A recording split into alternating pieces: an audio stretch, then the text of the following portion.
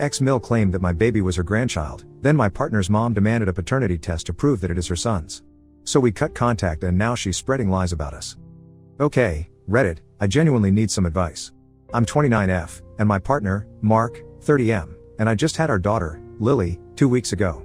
Lily is amazing, healthy, and the absolute light of our lives. Getting here, however, has been a saga worthy of a daytime soap opera, and it all boils down to two incredibly difficult mothers, my ex-mother-in-law, and Mark's mom. To understand the current mess, I need to give you some backstory. I was married before, very briefly.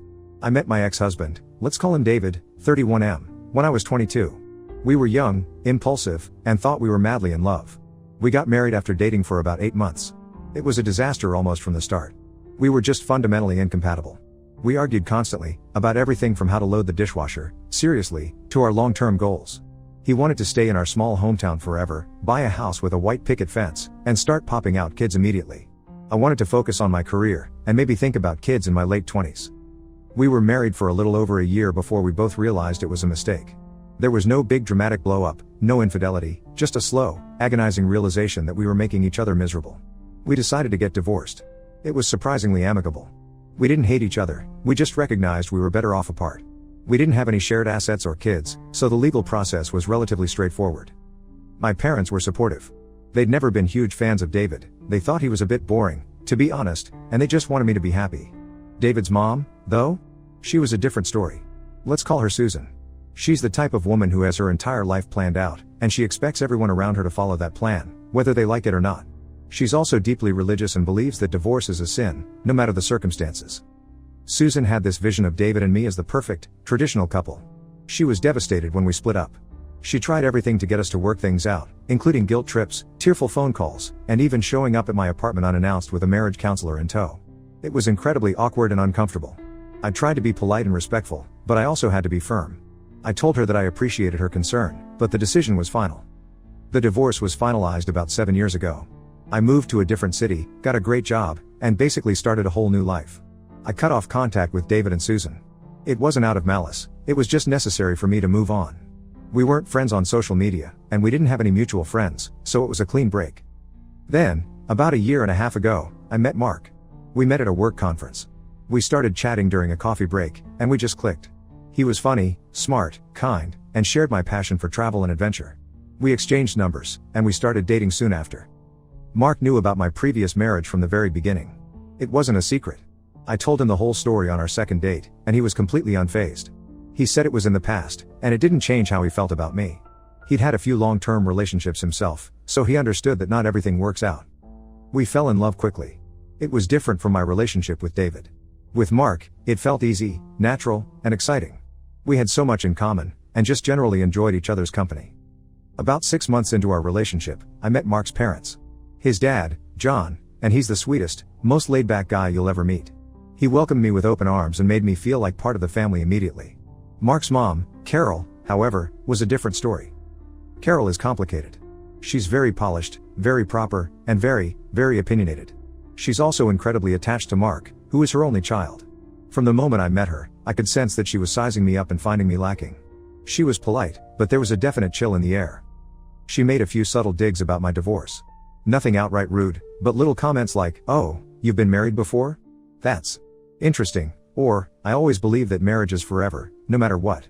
She also made it clear that she expected Mark to settle down and have a traditional family, just like Susan had wanted for David. I tried to brush it off.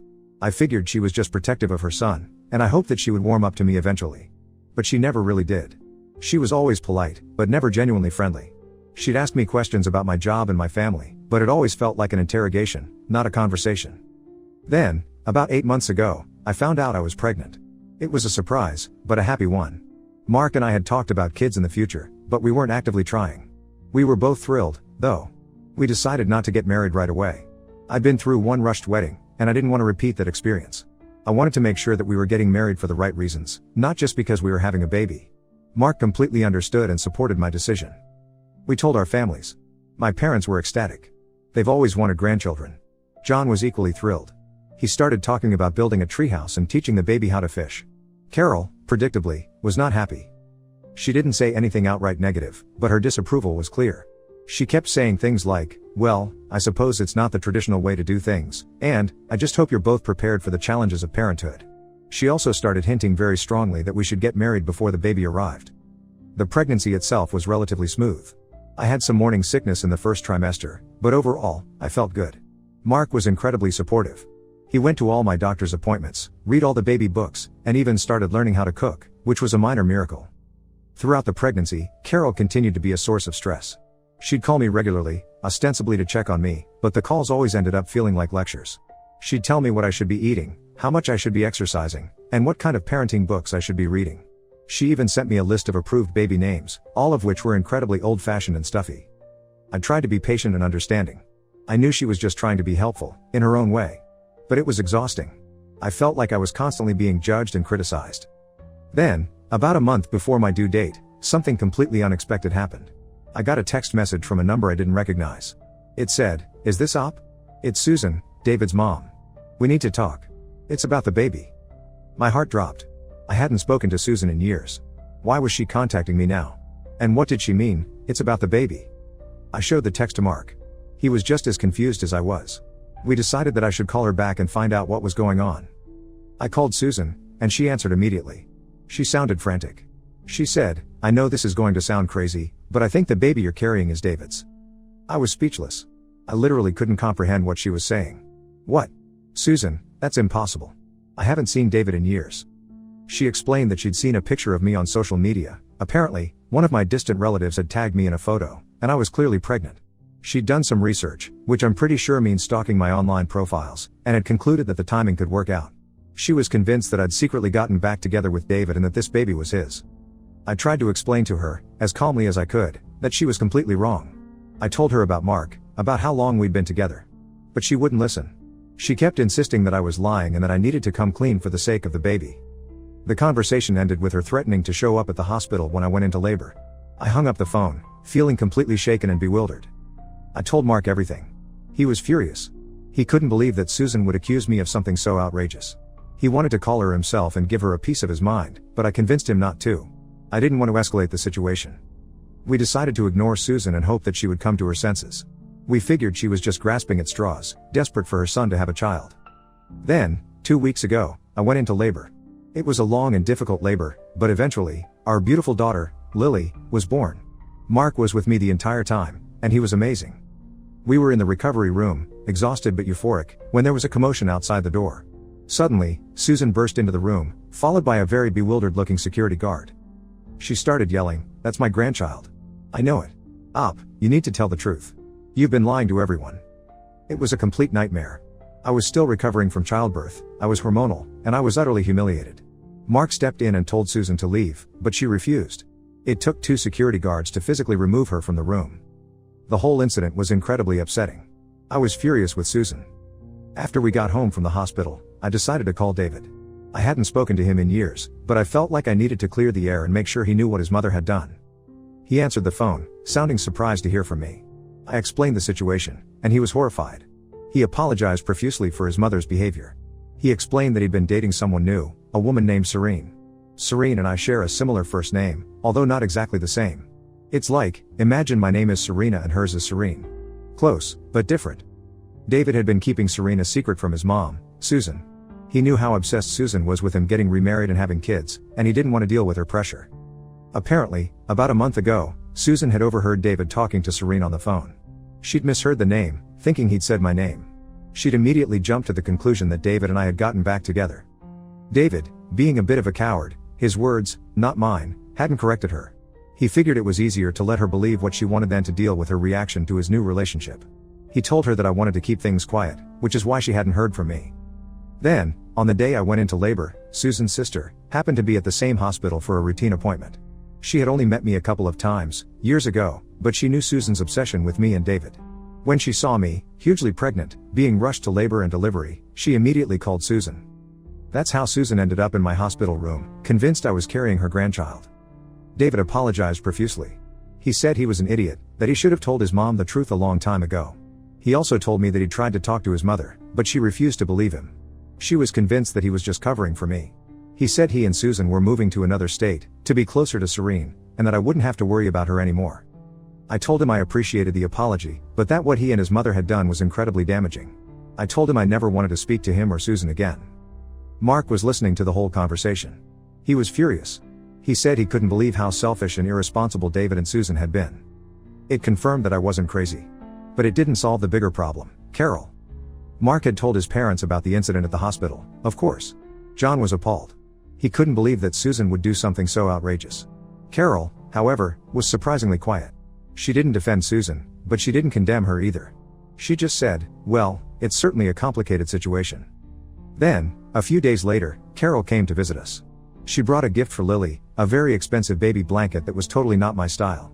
She held Lily for a few minutes, cooing over her, but then she got down to business. She said, Mark, I've been thinking a lot about this whole situation. And I think, for everyone's peace of mind, it would be best if you got a paternity test. I was stunned. I couldn't believe she was actually suggesting that. Mark looked at me, his eyes filled with a mixture of anger and apology. He said, Mom, I'm not doing that. I trust Op completely. This is ridiculous. Carol didn't back down. She said, it's not about trust, Mark. It's about being responsible. You need to know for sure. What if Susan is right? What if this baby is David's? I finally spoke up. I said, Carol, I can assure you, this baby is Mark's. I haven't been with anyone else since we met. This is insulting. She looked at me with a cold, hard stare. I'm just trying to protect my son, she said. I'm sure you understand. The conversation went downhill from there. It ended with Mark telling his mother that he wouldn't even consider a paternity test and that if she couldn't trust him and respect his relationship with me, then she wasn't welcome in our lives. She left in a huff, and we haven't spoken to her since. Mark has tried calling her a few times, but she hasn't answered. John has called Mark, and he's very upset about the whole situation. He's caught in the middle, and he doesn't know what to do. So, Reddit, here I am. I'm a new mom, trying to navigate the challenges of motherhood, and I'm also dealing with this insane family drama. I'm hurt and angry that Carol would question my integrity and Mark's paternity. I'm also worried about the long-term impact this will have on Mark's relationship with his mother. I told Carol that if she wanted to keep pushing the DNA test issue, she could kick rocks. I didn't use those exact words, of course. I was more polite, but the message was clear. I told her that if she couldn't accept that Lily was Mark's daughter without proof, then she didn't need to be a part of our lives. Aita? I want Mark to have a relationship with his mother, but I also refuse to be treated with such disrespect. And I definitely don't want my daughter to grow up around someone who doubts her parentage. Any advice or suggestions will be considered. Update 1. Wow, I didn't expect this post to blow up like this. Thank you to everyone for your support and advice. It's been incredibly validating to hear that I'm not crazy and that Carol's behavior is completely out of line. A lot of you suggested that I talk to Mark about setting some clear boundaries with his mother, and you're absolutely right. I had been avoiding the conversation because I was exhausted and didn't want to deal with more drama, but it needed to happen. So, last night, after Lily was asleep, Mark and I had a long talk. I told him how hurt and disrespected I felt by Carol's demand for a paternity test. I also told him that I was worried about the impact this was having on his relationship with his father, John. Mark completely understood. He said that he was furious with his mother, not just for the paternity test demand, but for her overall behavior throughout my pregnancy. He said that he'd been making excuses for her for years, but he was finally seeing her for who she really is, a controlling, manipulative woman who cares more about her own image than her son's happiness. He told me that he'd tried calling her again, but she still wasn't answering. He'd left her a voicemail, telling her that he was disappointed in her and that he wouldn't be contacting her again until she apologized to me and accepted Lily as his daughter, no questions asked. He also said that he'd spoken to John again. John is heartbroken by the situation. He loves Carol, but he also recognizes that she's in the wrong. He told Mark that he's considering staying with us for a while, just to get some space from Carol and to spend time with Lily. Mark and I agreed that we would welcome John with open arms. We have a spare bedroom, and Lily adores him. It would be great to have his help, and it would also give him a break from the toxic environment at home. A few of you asked about my parents and why they weren't more involved. That's a fair question, and I should have explained that in the original post. My parents live quite far away, on the other side of the country, actually. They're also both in their late 50s and not in the best of health. Traveling long distances is very difficult for them, especially with all the restrictions and concerns these days. We talk to them on video calls almost every day, and they adore Lily, even from afar. They're incredibly supportive of me and Mark, and they were furious when I told them about Susan's outburst at the hospital and Carol's subsequent behavior. They wish they could be here to help, but they just physically can't.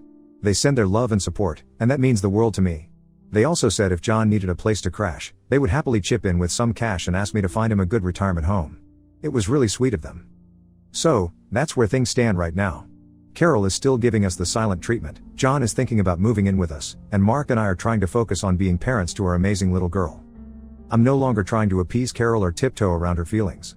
I'm putting my family first, and that's what matters most. I'll keep you updated on any further developments. Thanks again for all your support. Update 2. Well, things have escalated. John came to stay with us a few days ago. He brought a small suitcase and a very sad expression. He told us that Carol had barely spoken to him since Mark's last phone call. She'd been cold and distant, and he just couldn't take it anymore. He spent the first day mostly just cuddling Lily and talking to Mark. He seemed incredibly relieved to be away from the tension and negativity. He kept saying how much he loved Lily and how grateful he was to be able to spend time with her. Then, yesterday, Carol showed up at our door. Unannounced, of course. I was in the nursery, feeding Lily, when I heard the doorbell ring. Mark answered it, and I could hear Carol's voice, loud and shrill. I came out to the living room, and the scene was tense. Carol was standing in the doorway, looking furious. John was sitting on the couch, looking defeated. Mark was standing between them, his arms crossed. Carol demanded that John come home immediately. She said that he was being ridiculous and that he was embarrassing her. She accused me of manipulating him and turning him against her. John tried to speak, but Carol wouldn't let him get a word in edgewise. She just kept ranting and raving, accusing me of all sorts of things. Finally, Mark had had enough. He told Carol, in no uncertain terms, that she needed to leave. He said that she was not welcome in our home until she apologized to me and accepted Lily without reservation. Carol looked shocked. She clearly wasn't used to Mark standing up to her. She sputtered for a moment, then turned on her heel and stormed out, slamming the door behind her. The whole thing was incredibly stressful. I felt awful for John. He looked so lost and confused. He apologized to me repeatedly, even though he hadn't done anything wrong. Mark and I reassured him that he was welcome to stay with us for as long as he needed. We told him that we loved him and that we were happy to have him. After John went to bed, Mark and I talked. We both agreed that Carol's behavior was completely unacceptable. We decided that we needed to set some even firmer boundaries. Mark sent Carol a text message, telling her that we were going no contact until she sought professional help for her controlling behavior and apologized to both me and John. He said that we loved her, but we couldn't allow her to continue to disrespect us and disrupt our lives. It's been a couple of days, and we haven't heard from her. I'm not sure what to expect. Update 3. It's been about a week since Carol's dramatic visit. We haven't heard a peep from her. No calls, no texts, no angry emails. Nothing. John, on the other hand, has settled in nicely. He's a huge help with Lily, and he's clearly enjoying spending time with her. He reads to her, sings to her, and takes her for walks in the stroller. It's heartwarming to see. He's also started talking more openly about his marriage. He confided in Mark and me that he's been unhappy for years. He said that Carol has always been controlling, but it's gotten worse over time. He feels like he's lost himself in the relationship and that he's just been going through the motions. He started seeing a therapist, which Mark and I encouraged. He says it's helping him to process his feelings and to figure out what he wants for the future. He's not sure if he wants to stay married to Carol, even if she does apologize. He says he needs to think about what's best for him, for once. Mark is fully supportive of his dad, whatever he decides. He's just glad that John is finally standing up for himself. As for me, I'm trying to focus on Lily and on creating a peaceful, loving home for our family. I'm still hurt and angry about Carol's behavior, but I'm trying not to let it consume me. I've started thinking about going back to work part-time. My maternity leave is almost over, and I miss using my skills. Mark is completely on board, and John has offered to help with childcare. We're also starting to plan Lily's first birthday party. It's going to be a small, intimate gathering, just close family and friends. Obviously, Carol won't be invited. It's strange to think about celebrating a major milestone without Mark's mother present, but I honestly don't see any other option. She's made her choice, and she has to live with the consequences. I'm still hoping that, someday, she'll come to her senses and apologize. But I'm not holding my breath. Update 4. A few small, but significant, things have happened. First, John filed for legal separation from Carol. He met with a lawyer and decided that it was the best course of action, at least for now. He said he needed to create some formal distance between them. He told Carol about his decision, and she, predictably, did not take it well. She called Mark, screaming and crying, accusing him of turning his father against her. Mark remained calm and told her that John had made his own decision and that she needed to respect it. Then, a few days later, we received a letter from Carol's lawyer. It was a cease and desist letter, demanding that we stop spreading false and defamatory information about her. Apparently, she's claiming that we've been telling people that she's mentally unstable and that she's a bad grandmother. It's completely ridiculous, of course. We haven't been talking about her to anyone, except for John's therapist, which is confidential. We're pretty sure she's just trying to intimidate us and scare us into backing down. Mark consulted with his own lawyer, who advised us to ignore the letter. He said it was baseless and that Carol had no legal grounds to stand on. So, that's where we are. John is legally separated from Carol, and we're dealing with a frivolous legal threat. It's all very stressful, but we're trying to stay strong and united. On a more positive note, Lily is thriving. She's growing and developing so quickly. She started babbling and smiling constantly. She's the most amazing little person, and she brings so much joy into our lives.